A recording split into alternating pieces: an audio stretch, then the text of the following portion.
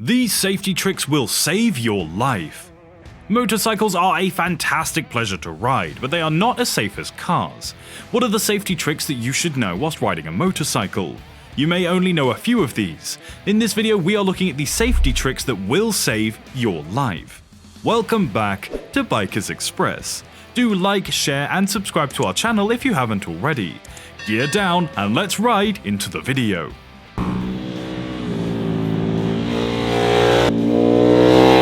Motorcycles, for obvious reasons, cannot have the same safety features as cars. For one thing, there is no exterior frame to absorb crashing forces, so any collision forces are borne directly by the bike and the rider. Motorcycles do not have seatbelts either, so the rider will likely be thrown off the bike in the event of an accident.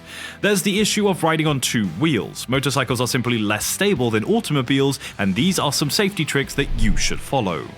Number 1. Preload the front brake lever in traffic situations. People do not recommend keeping one's finger on the brake lever because they believe that as soon as we do, the brake pads come into contact with the disc rotor. There is space between the engagement point and the lever's free position. As a result, there is some wiggle room. So you can keep your finger on the brake lever, but the brake pads do not need to touch the rotors. The front brake lever should be preloaded by pulling it just before the engagement point. It will aid in minimizing the acceleration caused by your finger when you press the lever in case of a panic stop. There should be little to no acceleration before the brakes react to the motion, and they should not forcefully bite the rotors, causing the front wheel to lock. As a result, your brakes will be smoother and more effective, and you will be able to manage the motorcycle more easily. Number 2. Scoping left to right to left. Because our brain reads information from left to right, sentences begin on the left and terminate on the right. On the other hand, people who read bilingual languages can read from left to right and from right to left. As a result, their minds are trained to react faster and gather more information in a single glance. Because we are searching for both risks in both ways, there is a lower probability that someone will hit us because we have spotted them and taken action. Number 3. Cold. Riding in the cold might be miserable, very terrible, but what do we do when it's freezing outside? We tense up and try to make ourselves as small as possible to stay warm and expose as little of our body surface to the cold as feasible. Tensing up to keep you warm also means tensing up on the handlebar. We lose freedom of movement when we strive to protect ourselves, which might lead to losing control. Please resist the urge to tuck into the bike and instead maintain an open, flexible stance that allows us to move more freely and thus react more quickly to the unexpected. Instead, take more breaks to warm up and dress appropriately. Number 4. Put the left foot down.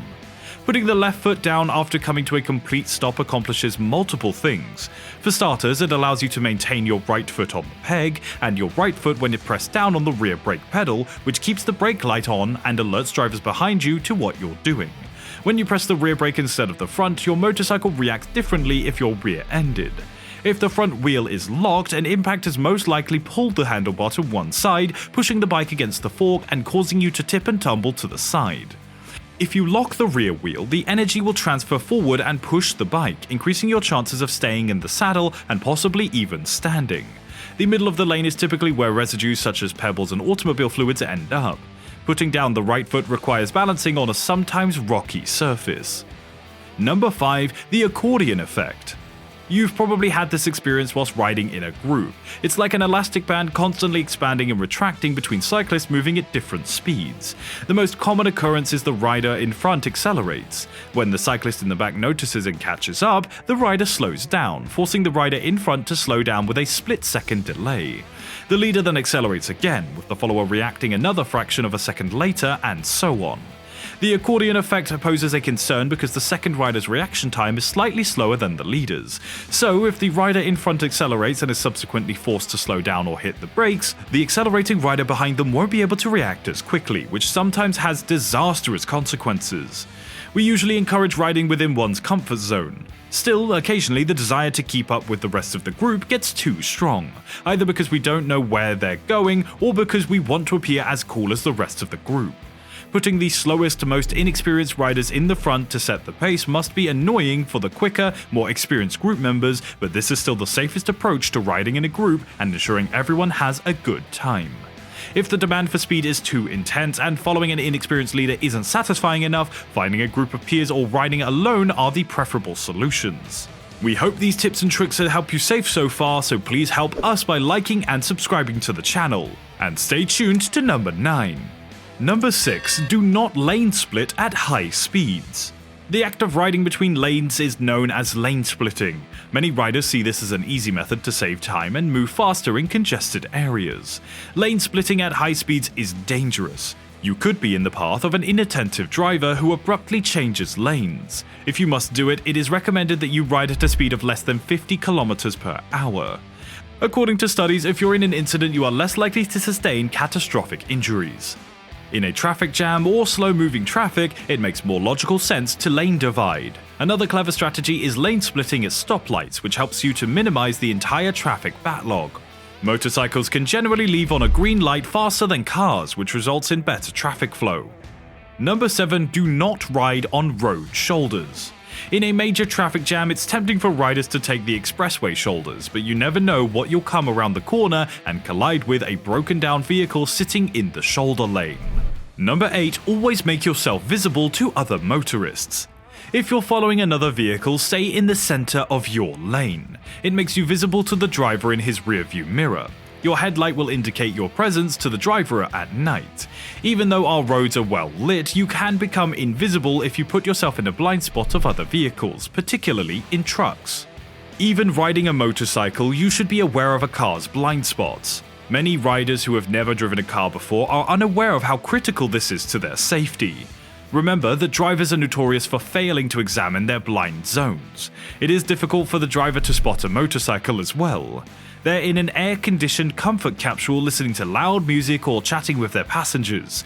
You could be riding quite close to the side of a car while being utterly unseen to the driver. In that case, you are quite vulnerable to an accident. And finally, at number 9, always maintain a space cushion when riding.